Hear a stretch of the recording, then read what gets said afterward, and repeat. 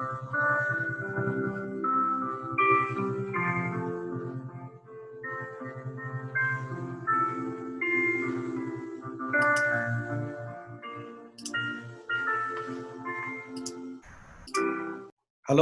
welcome to all for the session number 98, which is a special invited session in the honor of Professor C.R. Rao, who is a living legend in statistics, who is completing his centenary next month. And we have a distinguished speakers, Professor David Cox, Professor Bradley Efron, Professor Donald Rubin. And I'm myself, Arni Rao. I'm chairing the session, and I'm a professor at the Medical College of Georgia within the Division of Health Economics and Modeling, and within the Population Health Department. And I'm director of the laboratory for the theory and mathematical modeling in the infectious diseases within the Medical College of Georgia. Professor C.R. Rao, whose name is well known among all the statistics major students across the world, is celebrating his centenary. And I came to know, first time I know his name from my teacher at the high school to undergraduate level, who was a very who had done profound contributions in number theory in the city Vijayanagaram in India. And he was about 4 to 5 years junior in the school in which Professor C.R. Rao was studying. And he was my teacher was a great admirer of Professor Rao, and my teacher himself, his name Professor Peri Sastry, who is currently living in the same city at the age of 95. And he did work on the Fermat's last theorems, and then the other contributions in number theory. And my teacher was a great admirer of Professor Rao since his high school days. But then I was not aware of, I just know the name and his contributions by just name of the contribution, but I don't know any of those things. I don't have any idea of what they are. Until I went to Indian Statistical Institute, I was there, and then my mentor, Professor J.K. Ghosh, late Professor J.K. Ghosh, and through him I came to know, and also Professor Rao's, C.R. Rao's is one of the PhD student, Professor S.B. Rao. He was the director at Indian Statistical Institute. And when I was a faculty, I interacted with them. And when I was a faculty at the Indian Statistical Institute, I used to interact with them. And through them, I came to know about Professor Rao's personality and how pleasing he was, how nice and how obedient he was to as a student, and their days at ISI, all those things. And when I first time met myself, Professor Rao, in the year 2007-2008, when I was a faculty at ISI Kolkata, and he was visiting India touring the India for academic lecture series. And then for last 4 to 5 years, me and Professor Rao, we are jointly editing the Handbook of Statistics published by Elsevier. And we already published 5 volumes together. And Professor Rao has been serving as editor for last almost 3 to 4 decades for the same book series in that Handbook of Statistics. And I have a great experience of working with him. He's truly a great human being. And then he respects all his colleagues. I met recently last year in 2019 in Buffalo in his residence, and he's extremely in a cheerful mood, and he respects a lot. He respected his elders there, his collaborators. He has he's very sound mind. That's really inspiring for me to work with him and to know him. And we're very happy to wish him a happy birthday and centenary in the centenary year. And my distinguished speakers, I would like to really thank them because Professor Cox, he's about to be, he's within 4 years, he will be a centenarian, and he's not far, but he's been extremely supportive to run this session, because of the virtual JSM is virtual. We all have to do some adjustments, and Professor Cox has been very supportive, and similarly Professor Efron is very supportive, and they're all very excited. In fact, it's not that they're all just invited speakers. They are all, Professor Efron, Professor Cox, Professor Donald Rubin. And from there, the way I interacted with them over the last 1 year, Professor Rubin, they are all, they are really enjoyed, the moment. They are all excited. It's not, they share a lot of personality, a lot of their experiences of Professor Rao's personality, not only the statistical contributions. They are touched by, you will hear from Professor Cox and Professor Efron's talk, and we all together authored, that is Efron, Sichin Amari, and Don Rubin, myself, and David Cox. We all co-authored an article we just released in the month of August, a magazine Significance, published by American Statistical Association and the Royal Statistical Society. I'm going to show that the paper details in the very soon, and then I'm going to introduce each speaker just before their talk, and that's what this is about the chair. My remarks on the session, and I would like to take all the questions at the end of the session, and we are also having a written message from Professor Rao after all the talks are done. And once again, I would like to thank JSM2020 and its program chair, Professor David Banks, for for inviting the session, and also Professor C.R. Rao's children, daughter Dr. Tejaswini Rao, who is a retired professor at the University of Buffalo, and his son Mr. Virendra Rao, for providing a lot of photographs for our articles, and then providing a lot of information, and then making the video message of Professor C.R. Rao available. And we all wish him a great happy birthday and continued blessings of God for his health, and successful in his life, further success in his life. And we will now start the session. I will start the slides and introducing the speakers a little bit, and then when each speaker starts the session, I would like to introduce more about the speaker. Yeah, now an overview of this session. I'm extremely honored to chair the session, this invited session, in the honor of Professor C.R. Rao on his centenary. And this session has 3 invited speakers: Professor David Cox, Oxford, UK; Professor Donald Rubin, Harvard, USA; Professor Bradley Efron, Stanford, USA. And all three invited speakers are highly distinguished. They are known to statistics community, including the JSM participants and all the statistics community for their work in statistics. And they all love Professor Rao for what he is, and for his work, for his personality. That's what I understand from their interaction with them. I mean, I know Professor Cox for the last 20 years, since my time in Oxford. But then during last 1 year, I had a lot of interaction with Professor Donald Rubin, Professor Efron, Professor Cox, and then I find they had very excited about this session. And I would like to introduce them just before the talk. And I want to quickly go through a quick overview of Professor Rao in a couple of slides.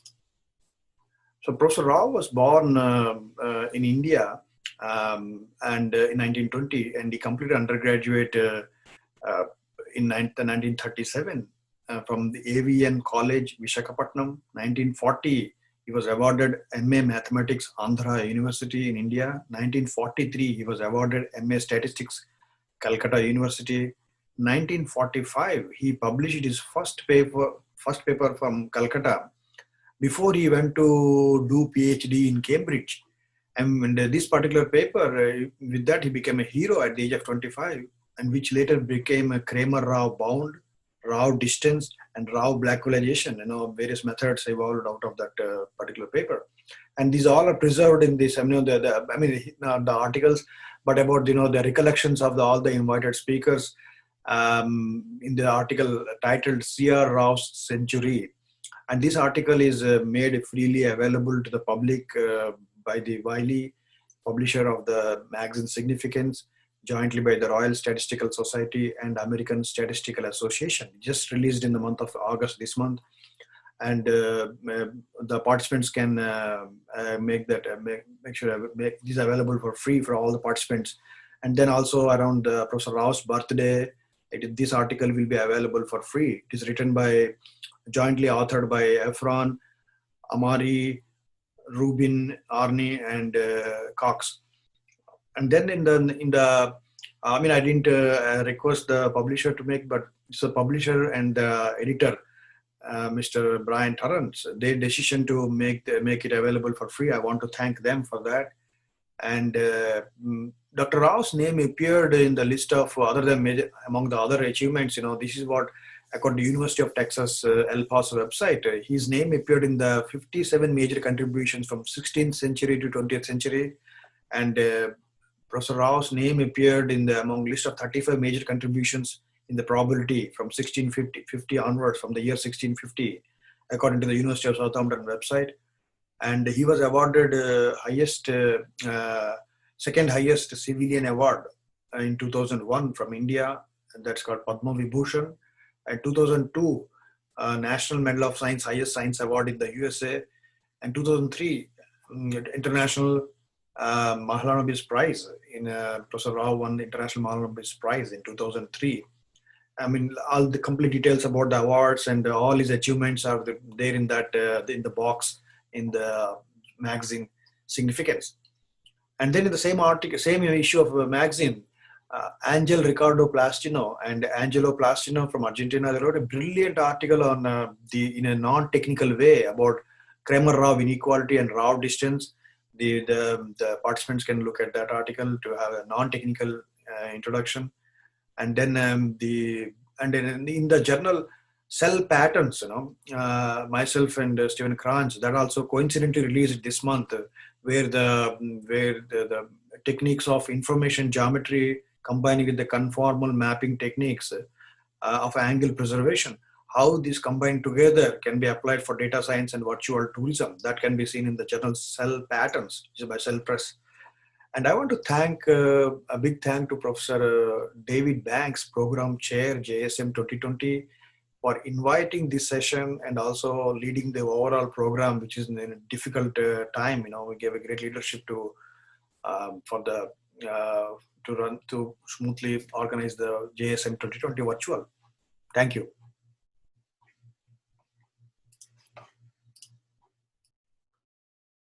Our first speaker to this session is Professor David Cox.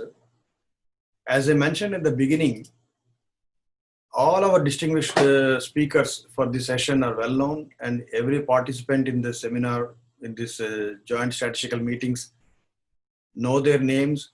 But I'm honored to introduce Professor Cox in few slides. Professor Cox and Professor Rao, known to each other for almost 6 to 7 decades. As I mentioned in the beginning, the article which we all co-authored, published in this month of August, issue of Significance, Professor Cox mentioned about his recollections. And currently Professor Cox is an honorary fellow at the Nuffield College, University of Oxford. And he is best known for his Cox proportional hazard model and logistic regression model and Cox point process. He has won several awards and recognitions. Some of them I have listed here. They are 2017, Professor Cox has won the International Statistical Prize. 2010, he has won Copley Medal by the Royal Society in the UK. 2005, he has won C.R. Rao and Bhargavi Prize in Statistics. In 1985, knighted by Queen Elizabeth II. 1973, Guy Medal in Gold in the UK. And he has written several books and monographs. Some of them I have listed here. 2016, Keogh and Cox, they written a case control studies. 2006, Cox, Principles of Statistical Inference. 1994, Bardroff Nelson and Cox, Inference and Asymptotics. 1984, Cox and Oakes, Analysis of Survival Data. 1980, Cox and Isham, Point Processes. 1974, Cox and Hinckley, Theoretical Statistics. 1965, Cox and Miller, The Theory of Stochastic Process. 1962, Cox wrote Renewal Theory, and 1958, Cox wrote his first book, Planning of Experiments. He has been giving leadership to the various societies and academies in the world. Some of them are 1995 to 97. He was president of International Statistical Institute. 1980 to 82, he was president of Royal Statistical Society. And 1979 to 81, he was president of Bernoulli Society. And he was elected a fellow of various societies and academies. Some of them are the Royal Society of London, the Royal Society of Edinburgh, the Institute of Mathematical Statistics, International Statistical Institute, Indian Academy of Science, and the U.S.A. Academy of Sciences. Now I welcome Professor Cox to deliver his talk.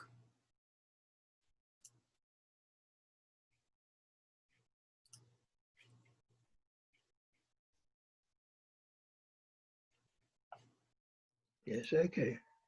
You can take 10 minutes or 15 minutes, slowly. Yes, okay. Or as long as you want. So I'll start in a moment then. You can.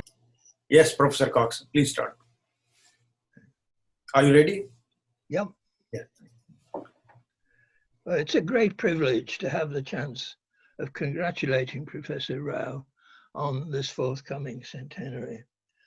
More particularly, of course, it's an opportunity to express my great admiration for his rich, original, influential, and wide-ranging contributions to our subject, which have had such an impact. It would be absurd to aim to summarize these in a short talk, but I make just one brief, more technical comment, that his book, Linear Statistical Inference and Its Applications, I have the second edition, 1973, but there is an earlier edition. That book is a highly original masterpiece of compact and lucid material, in particular, both unifying a great deal that had previously been somewhat fragmentary, but also containing much important new material. For me, it's by far, by a large margin, the most frequently opened and read book that I own. And it has been so for many years and is likely to remain so. I didn't think in these few minutes I'd say anything more about the technical side of Professor Rao's work, but just comment as an an interested but outside observer on Professor Rao's astonishing achievements in India. Mahalanobis, and of course there's a definitive life of Mahalanobis, as there should be of Professor Rao. Mahalanobis had in the 1930s established the Indian Statistical Institute in what was then called Calcutta. This had a major impact both in India, but also in developing Indian-based statistics, which at that time was already vibrant and a major force internationally, including the highly respected journal Sankhya. Mahalanobis had strong and fruitful relations with R.A. Fisher, who visited India several times. Mahalanobis also had bad relations with the few years older Carl Pearson. Mahalanobis sent Professor C.R. Rao, Professor Rao as he is now, to Cambridge to work in Fisher's Department of Genetics. And it's a side issue, but perhaps interesting, that Fisher was in the genetics department a long way physically, perhaps 5 kilometers physically from the statistics department, which was then in mathematics and agriculture. That was perhaps as well because Fisher had bad personal relations with quite a few people, not on technical, and these were almost all native English or Scots people who'd displeased Fisher in some way or other. That's a different story. But now at that time, we're talking now about the mid-1940s, I the UK, but even so, I'd heard rumours that there was a brilliant student with Fisher from India, C.R. Rao, although it was perhaps 15 to 20 years later before I actually met Professor Rao, although, as I say, I'd heard of him considerable time and seen his work and admired his work a long time before that. I had, though, met the formidable figure of Mahalanobis. Now, the first time I visited the ISI in what was still called Calcutta, in the Barakpur Trunk Road in Calcutta, Mahalanobis was still in command there. And it's perhaps politically interesting that at that time, India refused to take sides in the Cold War between West and East, and the differing responses of the US and the Soviet Union to that reaction, an interesting another story, which I'll not go into. After Mahalanobis' death in 1972, C.R. Rao became the director during what was surely an especially challenging period, politically and otherwise. It saw in part, towards the end, the astonishing achievement of the construction of a fine new centre in New Delhi, of course, hundreds of miles from Calcutta. A wonderful new centre was set up there and formed part of the base of a meeting of the International Statistical Institute. Later, Professor Rao was also strongly associated with developments in Hyderabad, where there is, I think, a street named after him. These massive developments of administrative and organizational kind, combined with research contributions at the very, very highest level, are and were deeply impressive. As I said, I visited ISI several times in this period, and Professor Rao's role in the Institute, administrative and scientific, was deeply impressive. Now, I'm sure, well, I know Professor Rao also made major contributions after he came primarily to the US, but I'm leaving that to others to talk about. I want to conclude with two recollections of Professor Rao that are much more personal, recalled with much warmth. One is of his 70th birthday conference, which was held in Neuchâtel in Switzerland and organized by Professor Yedara Dodge there. And what I recall very vividly is that one evening, Professor Rao's daughter danced with unforgettable style and dignity. I'm not an expert. I'm not a dancer myself, and I don't particularly like European style ballet. But this was so full of dignity and emotion. It's something that stuck clearly in my mind ever since. That was the first very personal memory of Professor Rao that I have. The other was in Hyderabad, where for some reason I don't quite recall, Professor Rao asked me to go with my wife and Mrs. Rao, while Mrs. Rao chose a sari. And this proved to be a multiple choice problem of quite astonishingly high dimension, which was not brief. But at a surely judiciously planned moment, Professor Rao himself appeared, made a very brief but characteristically perceptive comment, and all was happily resolved to everyone's satisfaction. And I sometimes think of that little episode as a metaphor for so many of Professor Rao's deeply impressive activities.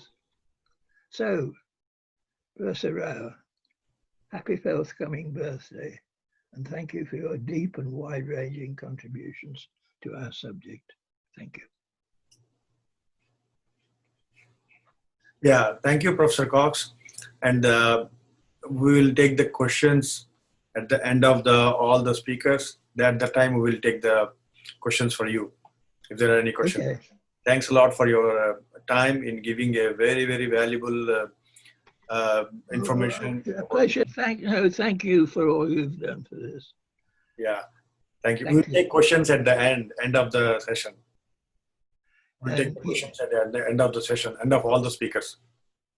Our next invited speaker to the session, Professor Donald B. Rubin. And the title of his talk is to celebrate the centennial of a remarkable contributor to the use of statistics to advance science. And before I welcome Professor Rubin, I'm honored to introduce him through few slides. Donald Rubin is currently Emeritus Professor of Statistics at Harvard University and also Professor at Tsinghua University in China and a Senior Research Fellow at Temple University. And Professor Rubin is well known for his work on missing data analysis methods, EM algorithm, Rubin causal model, propensity score. And he has won several awards and numerous recognitions. Some of them are in 2017, C.R. Rao and Bhargavi Prize in Statistics, 1995, S.S. Wilkes Memorial Award. He has won 4 honorary doctorates. He was awarded 4 honorary doctorates. They are from Bamberg University, Germany, University of Ljubljana in Slovenia, Uppsala University in Sweden, Northwestern University in the US. He has written several books in statistics. Several of them are very popular.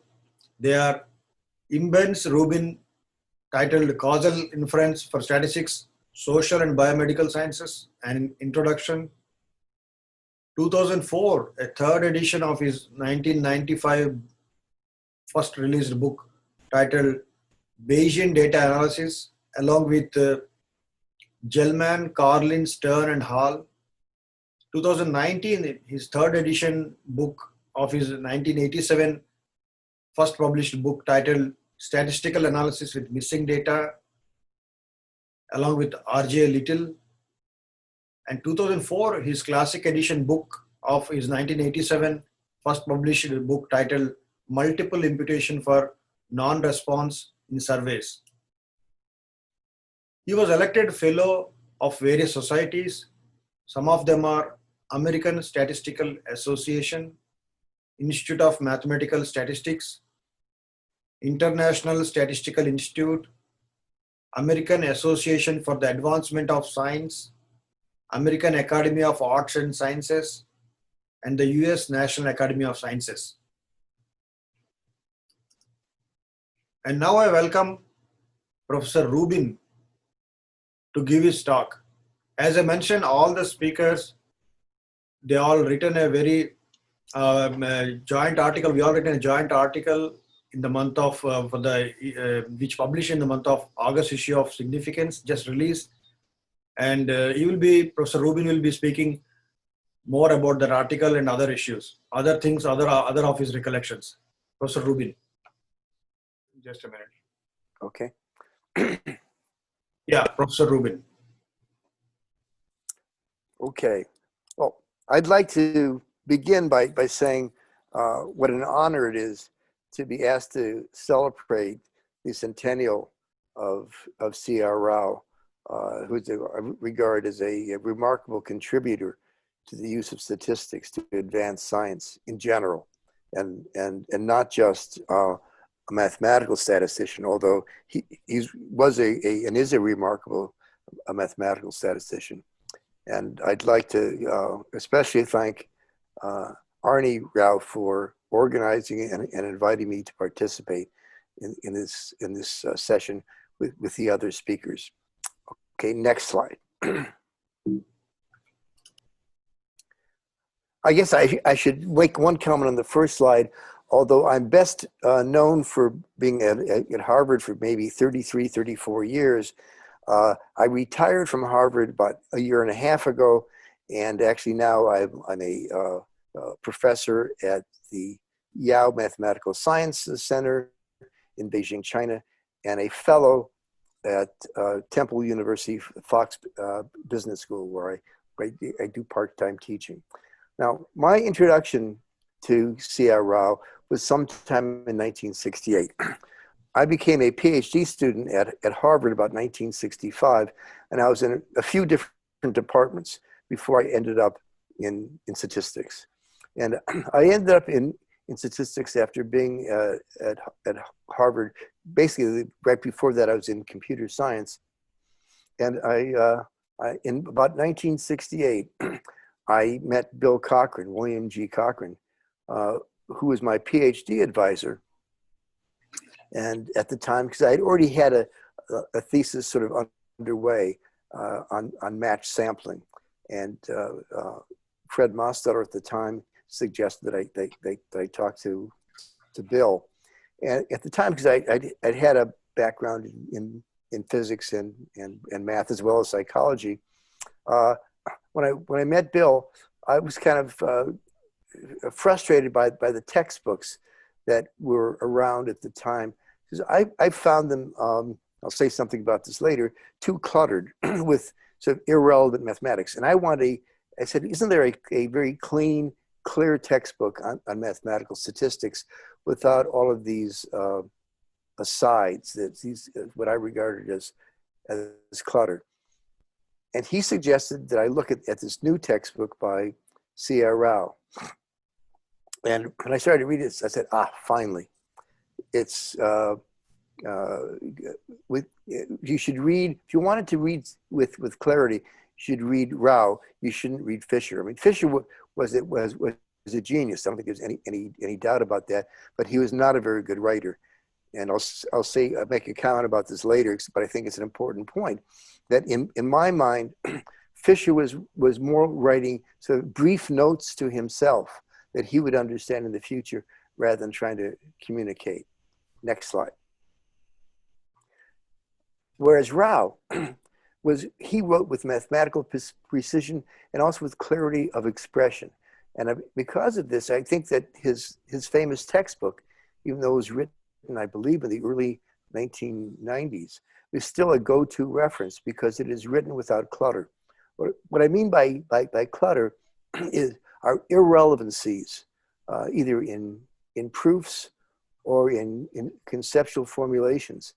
And I found then, and I still find, much of what was traditionally viewed as mathematical statistics as unappealing because it's replete with that kind of clutter, stuff that is not really necessary. And an example of this is if you stated the Pythagorean theorem by saying, if you have an isosceles triangle, twice the square of the short sides equals the square of the long side. Well, it's not that it's incorrect, but it's bad mathematics. It's bad mathematics because it has an irrelevant condition. And one of the things that makes Rao's writing so clear, and obviously his thinking so clear, is he gets rid of that clutter. And you can see that there really is a great mathematical mind behind the work. Next slide. So one way of saying this is that Rao writing, he wrote to communicate to others rather than to provide notes to himself, as with much of Fisher. Because I found Fisher writing these sort of relatively obscure notes to himself, even in his complicated sentences, or his discussions of the analysis of variance and referencing to the geometry. You find it what Fisher wrote was almost always correct, but it's kind of obscure. And one of the things that I learned from Cochrane, and also from his direction to Rao's classic textbook, Cochrane was a big fan of clear writing. And he also was a big fan of concluding an article with advice to the investigator. I mean, Cochrane would say, you know, who are you writing this article for? I remember the first article that I under Cochrane that I wrote was on matching. And I thought it had lots of clever ideas. I sent it off to Biometrica. No, it was Biometrics. And it got rejected. And by these very long and tedious explanations. And I was really sort of angry. And I talked to Bill, and he said, calm down, calm down. These guys are getting paid nothing to read what you wrote. They're reading to try to, and what they're writing to do is to try to help you write more clearly. These are guys who are your primary audience. The associate editors or the editors didn't pick these guys because they wanted to hurt you. They wanted to help you. So when you write clearly, and always conclude an article on applied statistics, which I was doing back then.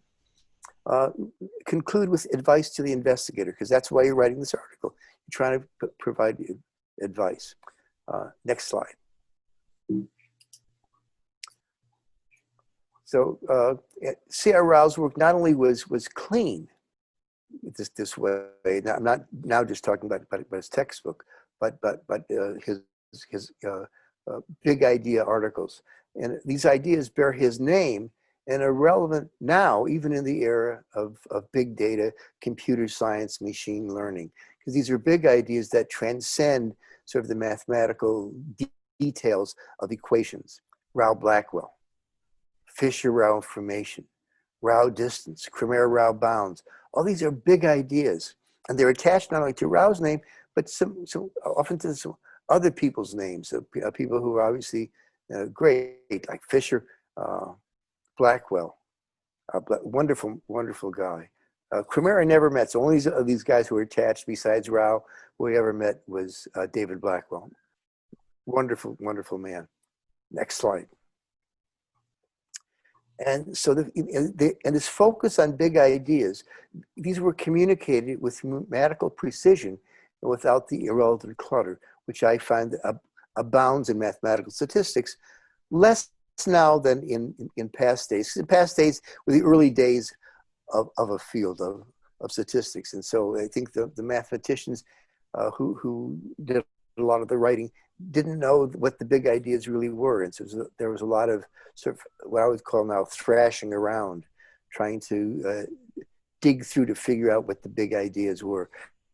Rao, because of his mathematical background, sort of saw these big ideas without having to thrash around very much, which many of the statisticians did. Next slide.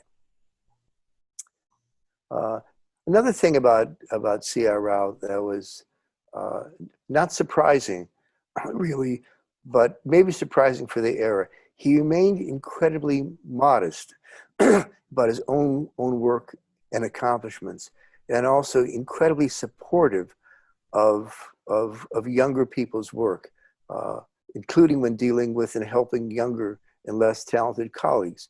And I remember Cochrane mentioning this, how impressed he was with Rao's modesty and supportive nature. And one other thing is, I never heard, despite Fisher being doing battle with people like Neyman and John Tukey all the time. Their stories are renowned for how Fisher would love to do battle with these people. But I never heard Rao say anything negative about anyone. In fact, in conversations we talked about other people, he'd always had something good to say about people. And especially having an advisor like Fisher, I guess it demonstrates not only his basic good nature, but probably his good upbringing in India with a proper regard for your elders and other things. But he's just a wonderfully supportive person. Next slide. And I recall several meetings, conferences in my early years where he arranged to have me invited. And I regarded that as kind of especially encouraging. It really was encouraging to me, because at the time I was doing sort of unusual work. I was sort of Bayesian. I wasn't very traditional. This is because of my background with Art Dempster at Harvard. And I was doing applied things. I was doing this match sampling, which has become more popular in the last decade in economics. But back then it was, nobody was in hardcore statistics was doing match sampling. This idea you should get rid of bias in design and not rely completely on models to get rid of the bias. So that was what I regard as unusual work for the time. And also I had a non-standard primary affiliation. After I graduated Harvard with my PhD, I spent 1 year sort of as a postdoc, or as actually I think it was called a lecturer at Harvard, and then I went to Educational Testing Service, ETS, where the focus was primarily on quite applied problems in psychometrics. And although I had also a visiting part-time lectureship at Princeton University, which is there at the time was chaired by John Tukey, the primary job was Educational Testing Service, but it was not a very then at least prestigious place statistically. It was prestigious in psychometrics, but it wasn't prestigious otherwise. Next slide, please. C.R. Rao was also the heart of statistical programs. And of course, he was the heart of statistical programs in India, where he was regarded early on as a great man, partially because of his PhD at Cambridge under Ari Fisher. But early on in the United States, especially at Penn State University, where he spent most of his career until he retired. And I don't have the exact date when C.R. retired from Penn State. But also, he not only was a supporter of statistics at Penn State, where he was a distinguished professor. I don't remember the name of the title right now. I apologize for that. But also in support of other departments. What I mean by that is he also gave up his time to be on visiting committees. That's what VC stands there. I mean, there were a couple of visiting committees at Harvard University where the departments and the Faculty of Arts and Sciences at Harvard every 6 years or 8 years had a visiting committees that were composed of very distinguished people from outside, like CR, like Janet Norwood, who's a commissioner of labor statistics in the Secretary of Labor, the Department of Labor in the U.S. government. And he would give his time and his very soft-spoken, again, advice on what kind of programs we should have, and he was very sympathetic with the need to teach, as well as attract distinguished other faculty. So he was a wonderful supporter of other departments. Next slide. He was respected and admired by widely respected and admired by older statistical stars. I'll just give a couple of examples from personal discussions, because I knew both these guys, John Tukey and Jerzy Neyman, fairly well personally. I knew Tukey well as an undergraduate, and then I would, after I graduated, I would work at Educational Testing Service, where John was a consultant. And even as a graduate student, I wrote programs for John. And I remember a couple times when I rode with him to Bell Labs, where they're writing programs on permuted title indices and using COBOL. What is it, COBOL? Some other list processing language. And then I got to know Jerzy Neyman fairly well in the mid-late 1970s when I visited Berkeley. I guess I had a Guggenheim or something like that. And the visitors had offices upstairs, I think on the top floor of Evans Hall, which is where the retired faculty also had offices. And so I got to know Naaman fairly well.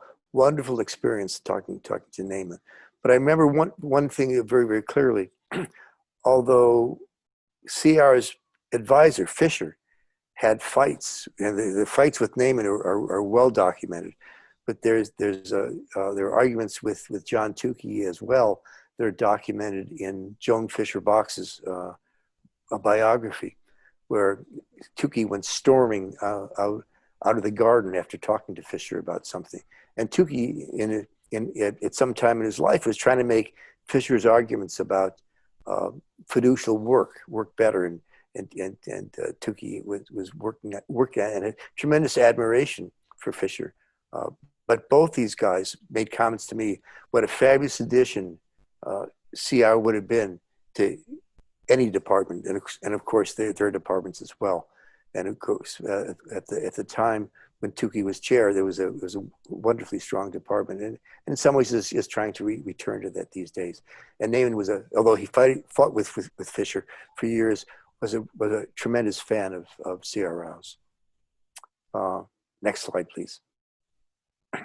The most memorable comment, personal comment that I ever heard, this just sticks in my mind, has stuck for many years, was from Bill Cochran in 1968, when C.R. Rao was only highly admired. I think he was a younger man in 68 than he is now. It was quite a few years ago. But because Bill Cochran had spent many times visiting India, he used this expression, which reminded me recently of the sort of the corny Hollywood movie Jewel of the Nile. And he used this expression that he will become, or surely become, a jewel of statistics. And I remember that expression, a jewel of statistics. I think it probably was at the time a relatively common phraseology in India to describe a precious person. And boy, Rao surely did. So see our happy upcoming birthday. It's a real honor to be able to join in the celebration. And I think that's the end. Yes. Yeah, thanks a lot. Thank you very much. You want to adjust your camera, Professor? Sure. Yeah. It's better. Okay. Thanks a lot for a very wonderful and detailed account of Professor Rao's career and his personal life. And it's amazing, you recollect all those things from the 60s and your teachers, your own advisors. Yeah. And I would like I think it's a very sort of wonderful era when people could easily separate personal disagreements from contributions of the other guys. So Fisher and Naaman obviously had many heated battles, but they both respected each other's work. And then you take someone like C.R. Rao, he obviously respected all of their works as well, and could see the strengths in each of their perspectives. And again, I never heard C.R. say a nasty phrase about anybody. He was just a wonderfully warm and generous person. And I assume he still is. Yes, he still is, yeah. And then we will having Professor Rao's message after all the talks, and we will take the questions from the participants, and then that will be after all the talks and the message is over. And I will come back to you for questions again. Thank you very much, Arni. And thank you again for inviting me to participate in this wonderful event. Yeah, I look forward for the question and answers. Bye-bye. Thank you. Our next invited speaker to the session is Professor Bradley Efron, and the title of his talk, 100 Years of Geometry in honor of C.R. Rao's Centenary. Before I welcome Professor Efron, I'm honored to introduce him through few slides. Currently, Bradley Efron is a professor of statistics and biomedical data science at Stanford University. And he is best known for his technique of bootstrap and information geometry methods, which he will be speaking soon today. And his recollections, he has been associated with Professor Rao for several decades, and they have been known to each other for several decades. And he has won several awards and numerous recognitions. Some of them are in 2019, he has won International Statistical Prize, and 2014, Professor Efron has won Guy Medal in Gold in UK, and 2005, the US National Medal of Science, and 2003, C.R. Rao and Bhargavi Prize in Statistics, 1990, S.S. Wilkes Memorial Award.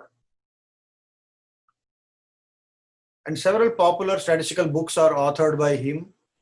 Some of them are 2016, Efron and Hasty book titled Computer Age Statistical Inference, Algorithms, Evidence, and Data Science.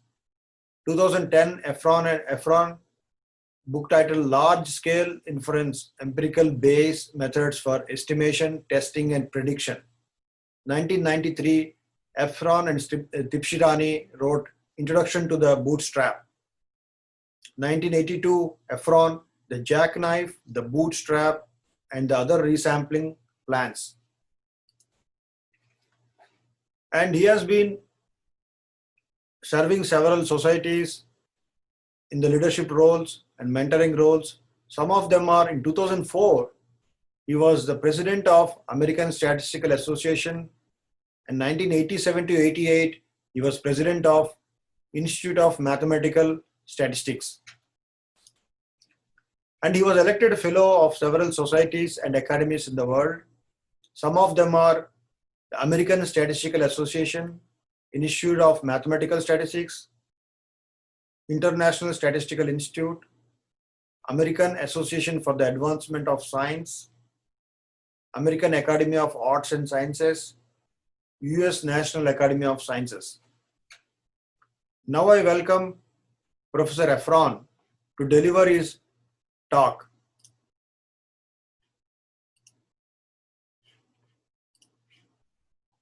Professor Efron. Yes. Yes, please start. Okay. Thank you, Arni, and thanks also to Tija. This is a nice time. We're here, at least virtually here, to celebrate C.R. Rao on his 100th birthday. 1920 was a wonderful year. It was the end of the flu pandemic, and it was the birth of C.R. Rao in India, I believe somewhere near Madras. And CR, if you have any more of those pandemic ending powers, this would be the time to use them.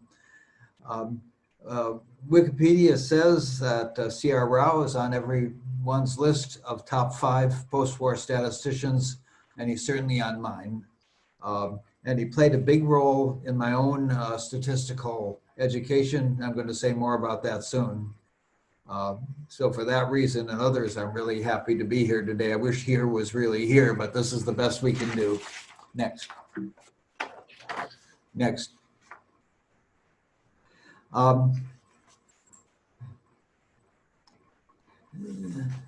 Yeah. Excuse me. Let's start in about 1965. I'm a new postdoc at Stanford, and it turns out I actually made a list of top 5 statisticians at that time. Of course, I was the new guy, I didn't know much, but I did know who was pretty good. And my own top 5 list included Herb Robbins, Charles Stein, John Tukey, David Cox, and of course, C.R. Rao. And if my Stanford education had been a little broader, I probably would have included Jimmy Savage, Spacey and Jimmy Savage's also. And Robbins and Stein, both hard-edge decision theory name-and-est frequentists, but they both got dragged into the Bayes world through empirical Bayes. John Tukey, as far as I can tell, didn't pay much attention to any statistical philosophy. He worked more in the wonderful tradition of applied mathematics. David Cox, here today, here in quotes again, works in the great tradition of British statistics, maybe 50% frequentist and 50% Fisherian. But that leaves Professor Rao, who is by anybody's count the leading Fisherian of the post-war period, starting on even before his 1948 PhD under Fisher at King's College. And to say that Rao is a Fisherian doesn't get across the fact that he's really was Fisherian, really was Fisher's student in the sense of carrying on Fisher's tradition of insightful geometric intuition. Next. 1945 was an amazing year for the 25-year-old Rao. 3 landmark achievements, the Cramer-Rao lower bound, the Rao-Blackwell theorem, and the Fisher-Rao metric. And none of these hyphenated ones were direct collaborations, rather simultaneous brilliancies spanning 3 continents. Of course, 1940s had been the war, and communication was not very good across the world. In Rao's hands, the Cramer-Rao bound is an example of Pythagoras' theorem carried out in a probability space. The Fisher-Rao metric concerns distances between probability distributions in a Riemannian manifold using the Fisher information matrix to define local distance measures at each point in the space. And so how did the 25-year-old Rao get to that? Well, Mahalanobis had asked him how one could assess distances between clusters of different castes and tribes, verifying the point that great statistical theorists are also great applied statisticians. Next.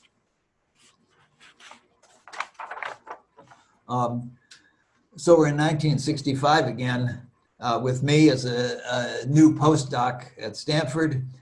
And one day, Professor Rao's book, Linear Statistical Inference and Its Applications, arrived, a book Professor Cox rightly described as magisterial. It was a big day for me. Stanford's PhD program at that time was completely frequentist in a hard-edged decision theoretic form, done masterfully by people like Stein and Chernoff, Olkin, and Parson. But over in the med school, Lincoln Moses, Rupert Miller, and Bill Brown ran a biostatistics consulting program that was much looser and more Fisherian. They could do almost anything using maximum likelihood and t-tests. In Sequoia Hall at that point, maximum likelihood was hardly heard of because it's hard to analyze carefully as the hard-edged world like. And Rao's book was an eye-opener for me and for other people, showing the depth and power of the maximum likelihood estimate and other Fisherian data analytic methods. Next. So a few words about Fisher and the MLE, dating from 1925. We'll get back to Professor Rao very soon. In a paper that set the stage for about half of the 20th century statistics, Fisher in 1925 introduced information and efficiency and showed that maximum likelihood estimation was efficient. And so let me state that a little more carefully. We observe independent observations, x1, x2, xn, from some density f sub theta of x. We want to estimate theta with some estimate theta hat, some function of the data t of x1 through xn. And Fisher's definition, he didn't actually call it this at this time. I think the terminology may actually be Rao's, that t is first order efficient if it asymptotically achieves the Fisher information bound there in the pink, which says essentially that the variance of theta hat is 1 over n times the information in one Fisher information in any one observation. And Fisher, of course, was trying to show that MLE was the best thing ever. And it turned out, that older estimation methods like minimum chi-squared, a Pearsonian technique, was also first order efficient. So that didn't prove that MLE was best. Next. So Fisher kept working by 1934, he showed that the MLE is a sufficient statistic in one parameter exponential families and multi-parameter exponential families too. And in general, that the MLE loses less information than competitors. That is that the limit of the information in the full sample minus the information in a one-dimensional statistic theta hat is the information in one observation times some constant C. We'll see that constant again. And Fisher said, and C has its minimum possible value for the MLE. So it's better than minimum chi-squared. And if you look at the Fisher's work between 25 and 34, you'll see a certain mystic quality about the proof, first of all, and secondly, what the result, even if true, means in terms of, say, squared error estimation. Next, please. Next. Oh, sorry, go back. Okay, next, please. So we're back to Fisher, to Professor Rao, 1961-62. Another great couple of years for Rao. 2 seminal papers, 1961, Fourth Berkeley Symposium, Asymptotic and Limiting Information, 1962, JRSSB, Efficient Estimation and Optimal Inference in Large Samples. And these papers, in very clear, elegant mathematical terms, showed that in multi-parameter families to second order, the MLE is the best one-dimensional estimate of the true score function. That is, it supported Fisher's claim and in an undeniable way in terms of the information. And he coined the term second order efficiency for this property. And the 62 paper was followed, as it is in England, by a lively discussion. Professor Rao was there in England, in London, giving the talk. And the discussion is full of praise for the paper's bold development, and but was not completely uncritical about the conclusion. Herman Chernoff, for instance, said that the Rao information result didn't clinch the case that the MLE, for instance, was best in terms of squared error estimation. Next. So here I get into the picture. In 1975, I joined the argument with a paper in the Annals of Statistics entitled Defining the Curvature of a Statistical Problem with Applications to Second Order Efficiency. And again, this is a discussion paper. The discussants span the philosophical spectrum, including, besides Professor Rao and Professor Cox, Lacombe, Lindley, and many others.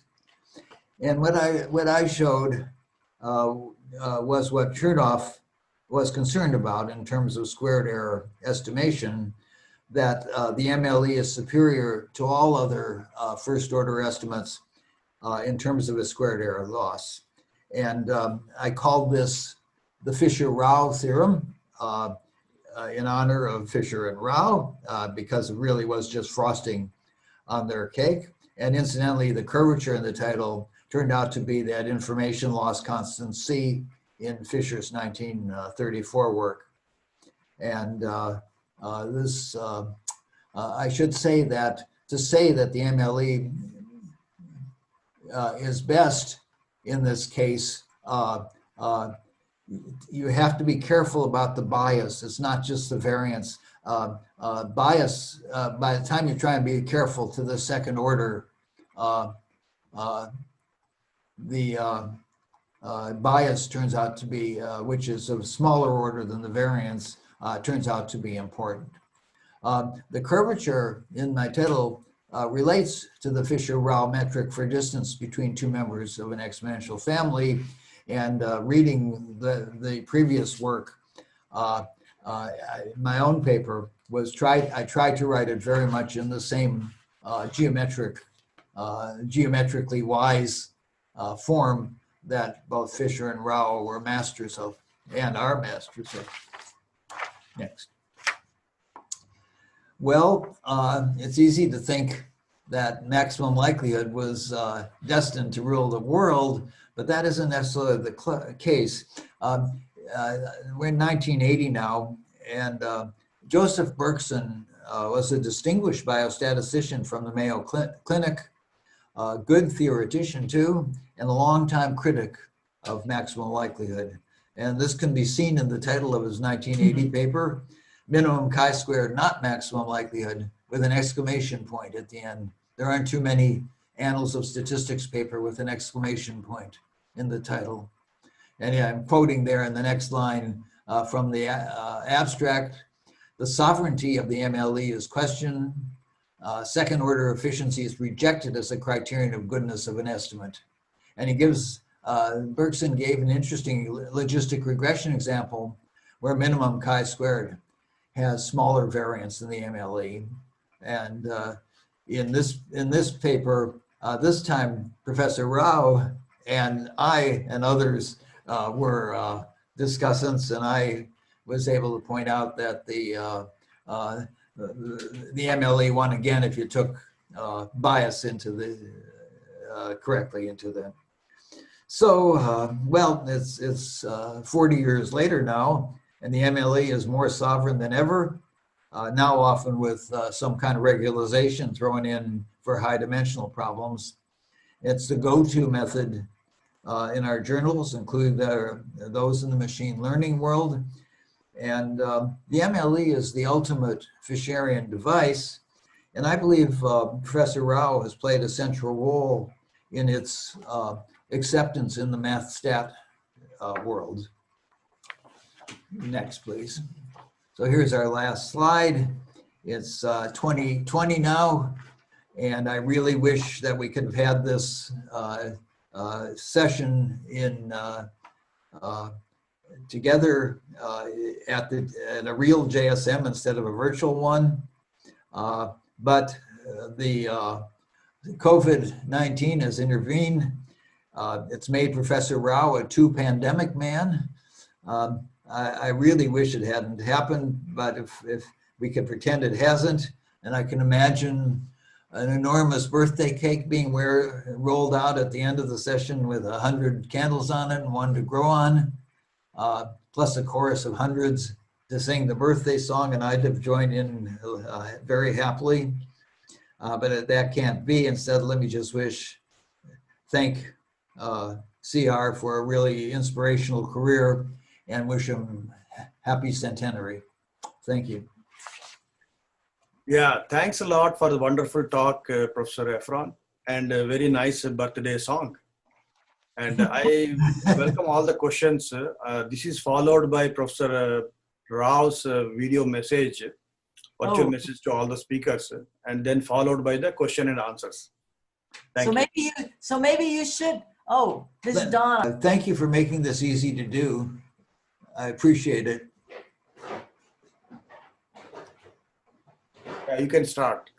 Oh, Teja, I very much enjoyed being in the movie last year that you came out to.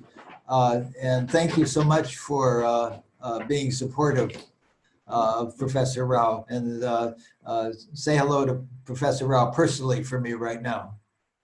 That's it. I want to express my gratitude to the joint statistical meetings and the program said Professor David Banks for including a session to celebrate my birth centenary year. I am very happy to note that my long-time colleagues and eminent statisticians, Professor David Cox, Professor Efron, and Professor Donald Rubin, are presenting at the session. I want to express my thanks to them and to Professor Arni, who is chairing the session, for their very warm birthday wishes. I am also deeply touched by their articles in the journal Significance. My best wishes to them and to all participants in the meeting. A heartfelt thanks to you.